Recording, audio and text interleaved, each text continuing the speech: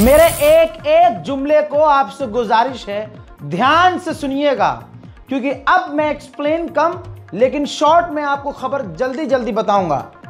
अब खतरनाक जंग शुरू हो गई है।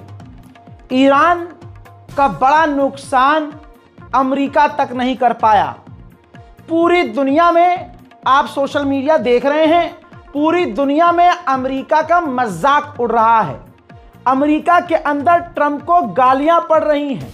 पूरी दुनिया में सिर्फ हंसी का एक पात्र बन चुका है। दूसरे नंबर पर यह अमेरिका, पहले नंबर पर आज भी अड़ुए हैं।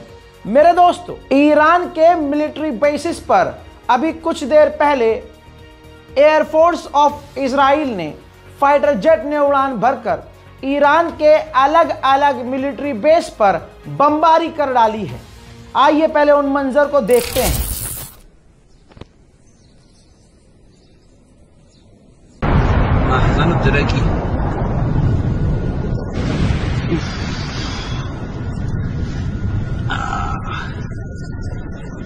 موج انفجاري وألفات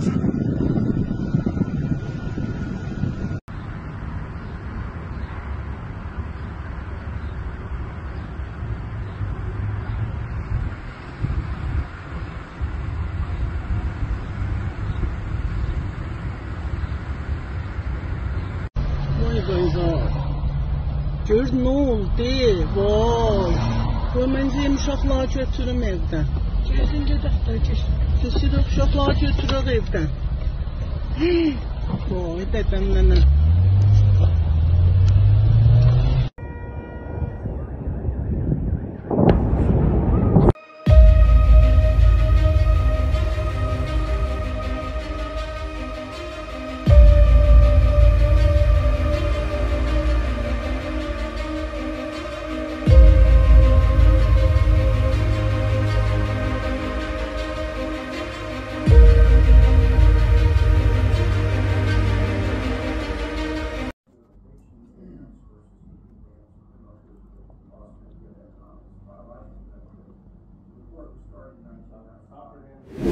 आईडीएफ ने एक बड़ी जानकारी शेयर करी। आईडीएफ के स्पोक पर्सन ने कहा है कि जो ईरान पर हमने हमला किया, मतलब ट्रंप ने हमला किया, वो अमेरिका ने अकेले नहीं किया, अमेरिका और इजराइल ने दोनों ने मिलकर किया।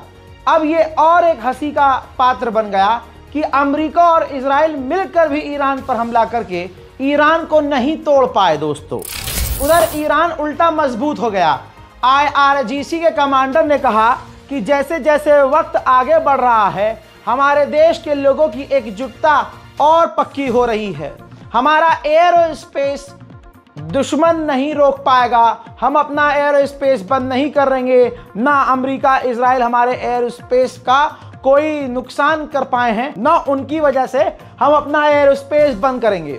दोस्तों, उन्होंने आगे ये कहा कि बड़ी लाइन खतरनाक कही है। उन्होंने कहा कि जैसे जैसे समय बीत रहा है, जनता एकजुट हो रही है। IRGC के एयर स्पेस ऑपरेशन बंद भी नहीं होंगे और हमने जियोनियों यानी इजरायलियों की शांति छीन ली है। जी हाँ दोस्तों, ये खबर कैसे मैं आपको बताऊं। देखिए, ये बिल्कुल अभी वेरीफाई कर रहा हूं कि ये IRGC ने सही कहा है। जब ईरान ने आज तेल अवीव और हाइफा पर हमला किया, 10,000 यहूदी अपने घरों से भाग गए। तेल अवीव में गोदी मीडिया भी इस बात को कंफर्म कर देगा जो मैं कह रहा हूं, और ये बात मैंने सुबह ही कह दी थी कि 10,000 यहूदी अपने घरों को छोड़कर फरार हो गए, भाग गए। उधर ईरान ने अपनी एक फतह 110 मिसाइल दिखाई है जिसकी रेंज 400 किलोमीटर है। ईरान का कहना यह है कि इसी मिसाइल जो हमारे पास हजारों और लाखों की तादाद में है, अलग अलग जगह ये हमारे पास स्टॉक में है, ये एक मिसाइल 400 किलोमीटर दूर जाती है और इस मिसाइल की रेंज में अमेरिका के कई सारे बेस आते हैं। तो इसका हम इस्तेमाल बहुत जल्द करने वाले हैं। अमेरिका ने जब ईरान पर हमला किया तो उसके बाद से अब तक ये मैप देख लीजिए, मिडिल ईस्ट से इंटरनेशनल फ्लाइट्स जा ही नहीं रही हैं। सबके दिल में खौफ बैठ गया है कि अब ईरान क्या करेगा, किसी को कुछ नहीं पता। स्ट्रेट ऑफ हॉर्मुज का ट्रैफिक देख लीजिए, भारी मात्रा में वहां जो जहाज फंसे हुए थे जल्दी से जल्दी स्ट्रेट ऑफ हॉर्मुज को क्रॉस करना चाह रहे हैं। ये जो लाल लाल गोल गोल आपको नजर आ रहे हैं, ये तिकोने जो चीजें बनी आ रही, ये ना सब ट्रैफिक है। जो नीला नीला हिस्सा है ये पानी है और बाकी आप देख सकते हैं जो तीर जिस तरफ है, समझिए जहाज उस तरफ जा रहा है, तो जहाज आ रहे हैं, जा रहे हैं, जल्दी जल्दी उस इलाके को क्रॉस करने की कोशिश की जा रही है, क्योंकि ईरान ने ऐलान कर दिया कि स्टेट ऑफ रूज हम बंद कर रहे हैं। अमेरिका, इजराइल, ईरान का कुछ उखाड़ नहीं पाए, बल्कि पूरी दुनिया में ईरान कितना ताकतवर है एग्जाम्पल ईरान ने सेट कर दिया। अब एक बात भविष्य में क्लियर है कि ईरान के ऊपर कोई भी हमला करने से पहले 111 मरतबा सोचेगा। मेरे दोस्तों, इसके बाद अब खबर यह आ रही है कि ईरान के ऑफिशियल स्पोक पर्सन ने कह दिया है कि जिन जिन जगहों पर अमेरिका ने हमला किया जहां न्यूक्लियर साइट्स हैं वहां रेडिएशन ही लीक नहीं हुआ। अबे जब कुछ होगा तभी तो रेडिएशन लीक होगा। मजे ईरान भी ले रहा है। दूसरी तरफ ईरान ने यह कह दिया है क्लियर कि यहां पर जो लोग हैं वो सुकून से रह सकते हैं, कोई भी यूरेनियम और किसी भी तरह का केमिकल और किसी तरह का खतरा यहाँ पर ना हो रहा है, ना कुछ लीक हुआ है। ह्यूमन राइट ग्रुप ने खुलासा किया है कि जब से ईरान पर हमले हो रहे हैं आज तक, अभी तक 865 ईरानी मारे गए हैं with the officials and commanders and police force सबको मिलाकर, और उधर 3400 से ज़्यादा लोग घायल हैं। और जो लोग मारे गए हैं लगभग 800, उनमें से 600 ऐसे लोग हैं जो सिविलियन थे, जिनका जंग से कोई लेना देना नहीं था। जो सैटेलाइट तस्वीर ईरान के न्यूक्लियर एरिया की आ रही है जहां पर अमेरिका ने बम गिराया, अब उसकी सैटेलाइट तस्वीर आने के बाद अमेरिका और इजराइल का और मजाक उड़ रहा है। जरा इस सैटेलाइट इमेज को ठीक से देख लीजिए। देखिए जहां हमला किया है वहां पर एक बिंदी नजर आ रही है, और बाजू में अगर राइट साइड देखेंगे तो वहां एक बड़ा इंफ्रास्ट्रक्चर जिस पर मतलब क्या कहूं, एक खरोच तक नहीं है। अब कई तरह के सवाल हैं। अब दो मैप लगा रहा हूं, इन दोनों मैप को देखते रहिए और जो मैं बता रहा हूं ध्यान से उसको अपनी आंखों से वेरीफाई कर लीजिए। देखिए अगर आप ध्यान से देखेंगे तो ये एक ऊंची ऊंची चट्टान है, चारों तरफ चट्टान है, चट्टान के बीच में ईरान की न्यूक्लियर साइट है। अब ऐसे में सबसे बड़ा सवाल यह है कि अगर इजराइल ने और अमेरिका ने मिलकर बमबारी की है तो क्या वो सटीक हमला था, क्योंकि पहाड़ों के बीच सटीक हमला करना मुमकिन नहीं होता है। कहा जा रहा है कि अगर हमला सटीक था भी तो ये कहना मुश्किल है कि ईरान का नुकसान कितना हुआ है, क्योंकि पूरी दुनिया की कोई ऐसी सैटेलाइट नहीं है जो ईरान की तबाही दिखा सके कि हाँ भाई ईरान की न्यूक्लियर फैसिलिटी तबाह हो गई है और बड़ा नुकसान हुआ है। एक्सपर्ट कह रहे हैं कि पहाड़ उबड़ खाबड़ होता है। एक जगह हमला किया है तो इसका मतलब ये नहीं है कि जमीन के सैकड़ों किलोमीटर नीचे चारों तरफ फैले हुए न्यूक्लियर साइट्स को पूरी तरह से अमेरिका डैमेज कर पाया हो। और इसके बाद का सवाल यह है, सैटेलाइट इमेज से खुलासा पहले ही हो चुका है कि 3 दिन पहले ईरान सारे यूरेनियम समेत अपनी हाई टेक मशीनों को वहां से निकाल चुका है। ईरान का जब हमला हुआ सुबह तो सारे यहूदी बंकर में चले गए, और जब बंकर में ये कुछ घंटे गुजारने लगे तो ये एक दूसरे के लिए खतरा बन गए। ये है आले यहूद, बिल्कुल आड़ भक्तों की तरह हैं। हजरात एक वीडियो बंकर का सामने आया है जिसमें इजरायली बंकर में घुसे हुए हैं और गुत्थम गुत्था हो रही है। इतनी गुत्थम गुत्था हो गई कि एक दूसरे के मुंह पर और आंख पर पेपर स्प्रे फेंकने लगे। ये है इजराइल।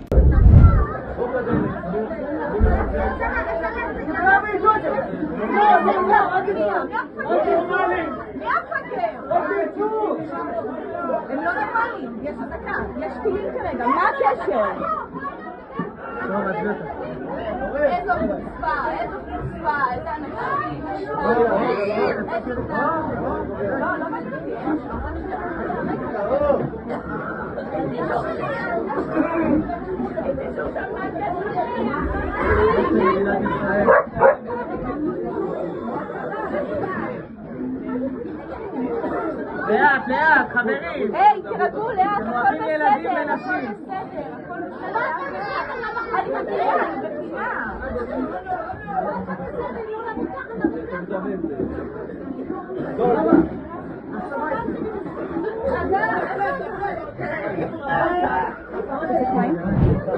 उधर जितना बढ़िया अणभक्तों की मोदी जी मारते हैं कोई नहीं मारता। दोस्तों अनभक्तों को नंगा कर दिया मोदी जी ने। मोदी जी ने ईरान के राष्ट्रपति से फोन पर बात करी, पेजेश्कियान से फोन पर बात की और चिंता जताई कि हालात जो इतने खतरनाक हो रहे हैं इसका सॉल्यूशन जल्द निकले और इलाके में शांति आए तो ज़्यादा बेहतर होगा। मोदी जी ने कहा कि उन्हें दुख है कि ये सब कुछ हो रहा है, नहीं होना चाहिए। अणुओं को यही नहीं पता कि इजराइल जो है हमारी कोई मदद नहीं करता है। इजराइल को हम पूरा पैसा देते हैं तब वो हमको हथियार देता है। कोई डिस्काउंट, तुम्हारे मामा की दुकान नहीं है कि सालों वो तुमको डिस्काउंट देगा। प्रधानमंत्री मोदी पूरा पैसा देते हैं और दिलवाते हैं। तुम्हारे ही जिन पे उछलते हो वही आदमी मोटा पैसा दिलवाता है भारत सरकार से, तब इजराइल हमको हथियार देता है, कोई डिस्काउंट नहीं। आइए ईरान की बात कर लीजिए। ईरान सबसे ज्यादा ट्रेड हमसे करता है। ईरान से हम ईरान उल्टा हमसे ज्यादा इंपोर्ट करता है, हम ईरान से कम इंपोर्ट करते हैं। हम पैसों में नहीं करते, हम सामान दे देते हैं और उसके बदले में ईरान पैसे के बदले में हमें तेल देता है, और तेल देता है हमें बहुत ही कम कीमत पर। जैसे ये समझ लीजिए कि इतने कम कीमत पे देता है ईरान हमको तेल कि हमें किसी और के पास जाने की जरूरत नहीं पड़ती। लेकिन अणुओं को दिक्कत यह है कि सिर्फ मुसलमान से दिक्कत है। मुसलमान है तो फिर चाहे वो कुछ भी हो, कोई भी हो, हम तो मुल्ले के खिलाफ हैं।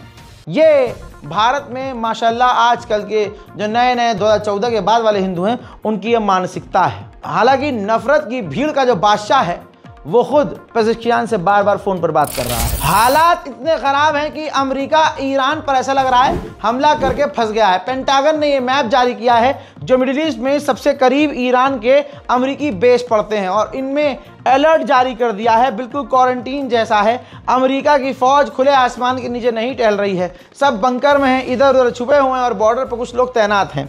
दोस्तों पूरी तरह से मिडिल ईस्ट में अमेरिका के बेस रेड अलर्ट पर इस वक्त हैं। ईरान के विदेश मंत्री का खतरनाक बयान आया। उन्होंने कहा कि एक अपराधी के आगे अमेरिका झुक गया और ट्रंप ने एक अपराधी की बात मानकर हम पर हमला किया और अब अमेरिका के लोगों की जान को खतरे में डाल दिया। डोनाल्ड ट्रंप आया इसलिए था कि दुनिया में शांति लाएगा, लेकिन डोनाल्ड ट्रंप ने ईरान पर हमला करके अपने लोगों को खतरे में डाल दिया। यह सिर्फ ईरान के साथ धोखा नहीं है, बल्कि ट्रंप ने अपने वोटरों को भी धोखा, यानी अमेरिका के लोगों को भी धोखा दिया है। While President Trump was elected on a platform of putting an end to America's costly involvement of forever wars in our part of the world, he has betrayed not only Iran by abusing our commitment to diplomacy, but also deceived his own voters by submitting to the wishes of a wanted war criminal who has grown accustomed to exploiting the lives and wealth of American citizens to further the Israeli regime's objectives. उधर Russia बुरी तरह से भड़का हुआ है। Kremlin ने कहा है कि अब जब अमेरिका ने हमला कर दिया ईरान पर, अब पुतिन का कोई मन नहीं है, ना ऑप्शन है कि बात करेंगे। ये टेबल पर ही नहीं है कि ट्रंप से कोई बात की जाएगी। और तो और जो व्लादिमीर पुतिन के बेस्ट फ्रेंड हैं और पूर्व राष्ट्रपति हैं दिमित्री, उन्होंने भाई साहब 8-10 पॉइंटर्स दाग दिए और पॉइंट रखते हुए पहले तो पूरी दुनिया में मजाक उड़ी रहा है। रशिया ने भी मजाक उड़ाया। पूर्व राष्ट्रपति जो रूस के हैं दिमित्री, उन्होंने कहा कि ईरान की न्यूक्लियर साइट्स पर हमला करने के बाद भी अमेरिका कुछ हासिल नहीं कर पाया, क्योंकि वहां कुछ था ही नहीं, खाली मैदान में बम दागकर अमेरिका खुश हो गया। साथ में सबसे बड़ा खुलासा यह किया है कि ईरान कमजोर होने के बजाय और मजबूत हो गया, और ऐसे बहुत सारे आसपास के देश हैं जो ईरान को अपना परमाणु बम देने को तैयार हैं। इस पॉइंट के बाद पूरी दुनिया में हड़कंप है कि हाँ ऐसा हो सकता है क्या। यह बात साफ नजर आ रही है कि दुनिया में अमेरिका का मजाक उड़ रहा है और ईरान बहुत मजबूती से आगे बढ़ रहा है और पूरी दुनिया में ईरान का रौला अब चल रहा है। ईरान के परमाणु प्लांट का कुछ नहीं बिगड़ा, रशिया खुद उछल उछल कर अमेरिका का मजाक उड़ा रहा है। अब यह बात गोदी मीडिया भी दिखा रहा है। बड़ी खबर इस समय आ रही है जो मैं अपने दर्शकों को हम लोग बताना चाहते हैं। ईरान के 3 परमाणु ठिकानों पर अमेरिकी हमले की रूस ने खिल्ली उड़ाना शुरू कर दिया है। राष्ट्रपति पुतिन के जो डेप्यूटी है दिमित्री मेदवेदेव, उन्होंने कहा है कि अमेरिकी हमले से ईरान के परमाणु प्लान का कुछ भी नहीं बिगड़ा है।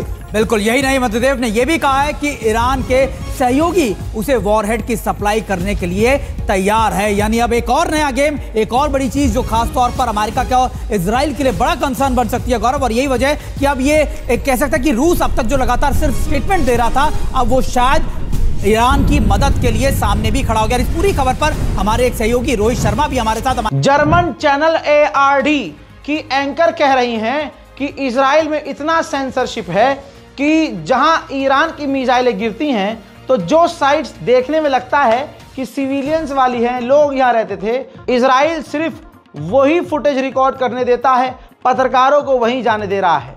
लेकिन ईरान के हमलों में इजराइल की जो मिलिट्री साइट्स तबाह हुई हैं, इजराइल पत्रकारों को वहां जाने तक नहीं दे रहा है। सुन लीजिए।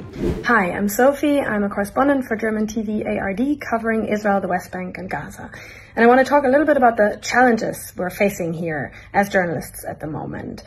So of course there is a security concern, Iranian missile attacks. So whenever we go out and film, we think about where the closest shelter is. Then there are restrictions, military censorship. And according to these rules, we are only allowed to film and report if civilian targets were hit, residential buildings, for example. But if military or strategic targets were hit, we are not allowed to film and report unless we get the approval of the censor. The military censor says that's because that's sensitive information that Iran is not supposed to get. But the problem is that that can create the impression that only civilian and no military targets are being aimed at and hit. And with regards to Gaza, the problem is that we've been barred by Israel from entering Gaza independently since October 7, 2023, when Hamas attacked Israel. We also can't enter from Egypt, and that's why we work with local Palestinian journalists on the ground who help us and risk their lives doing so. If you want to know more about the challenges covering Iran, then follow my colleague Katarina Venegas. ये इतिहास का सबसे बड़ा हमला था Iran पर, जो America का फेल हुआ। गोदी मीडिया का सोर्स दिखाऊं तो शायद अणुओं को थोड़ी तसल्ली हो जाए। TV9 खुद कह रहा है कि 18,000 करोड़ का जेट और टारगेट ईरान, दुनिया का सबसे महंगा अटैक। लेकिन दोस्तों, ईरान का कुछ उखाड़ नहीं पाया अमेरिका। 53 और मूसाद के लोगों को एक झटके में गिरफ्तार किया ईरान ने, जो कि ईरान की सेंसिटिव जगहों की तस्वीर ले रहे थे। और ईरान ने जो तबाही मचाई है, उनकी तस्वीरों को इजराइल रोक रहा है। लेकिन एक तस्वीर आई है, ज़रा इस तस्वीर को देखिए। ईरान की मिसाइल के तेल अवीव में गिरने के बाद खौफनाक जो आग लगी है, पता नहीं कितने यहूदी तो मारे गए होंगे, घायल तो 100% होंगे, लेकिन पूरी तरह से ईरान इन तस्वीरों को सेंसर कर रहा है। इलाके में बड़ा खेल होने वाला है।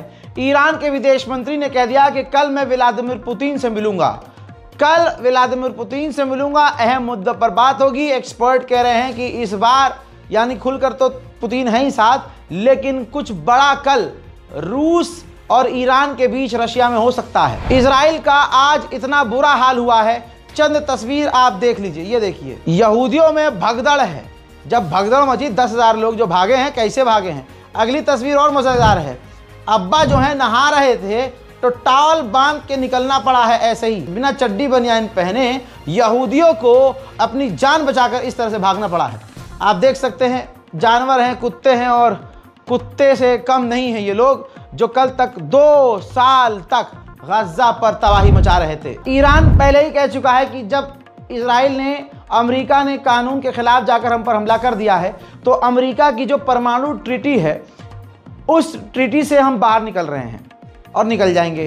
अब बहुत सारी तस्वीर सामने आ रही हैं। ईरान के आम लोगों ने, हजारों लोगों ने पेपर साइन करके दिया है, उसमें लिखा हुआ है, हजारों ईरानी यानी लगभग सभी ईरान के लोग साइन कर रहे हैं कि हमारी गवर्नमेंट को उस परमाणु ट्रीटी से बाहर आ जाना चाहिए और अब जो मन में आए अपने दम पर ईरान को करना चाहिए।